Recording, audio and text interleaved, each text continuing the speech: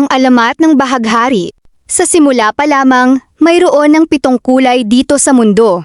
Sila ay sinapula, kahel, dilaw, luntian, bughaw, indigo, at lila. Inatasan sila ni Bathala na magbigay ng kulay dito sa mundo, ngunit sa hindi inaasahang pagkakataon, hindi sila magkakasundo. Sinabi ni Bathala na magtulong-tulong at magbigayan sa lahat ng oras sa isa't isa, ngunit hindi nila ito ginagawa.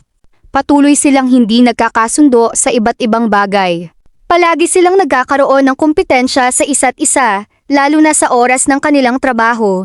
Sabi ni Luntian, "Ako ang pinakamaraming naggawa dito, kaya nararapat lamang na ako ang mabigyan ni Bahala ng gantimpala." Ngunit sumagot si Bughaw, "Anong sinasabi mo dyan na ikaw ang maraming nagawa?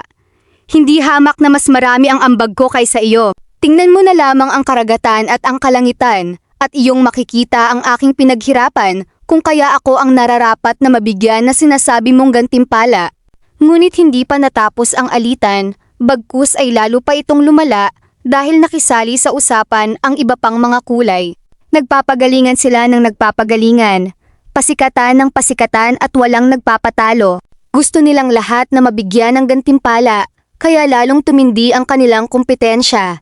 Nagkagulo sila dahil sa kanilang pagtatalo. Narinig ni Bathala ang nangyayari, ang pagtatalo ng mga kulay. Dahil dito, nagalit si Bathala. Pinarusahan sila nito. Sinabi niya, "Dahil hindi kayo magkasundo, paparusahan ko kayo ng ayon sa inyong kagustuhan. Dahil palagi kayong magkakakumpetensya, gusto kong malaman ninyo ang kahalagahan ng kooperasyon sa isa't isa. Ang kahalagahan ng bawat isa sa inyo. Mula ngayon hanggang sa habang buhay. Gagawin ko kayong isa upang nang sa ganon ay maramdaman ninyo ang inyong kahalagahan at kagandahan ng bawat isa sa inyo." Kung kaya, pinagsama ni Bathala ang 7 kulay. Pinagdikit-dikit niya ang mga ito.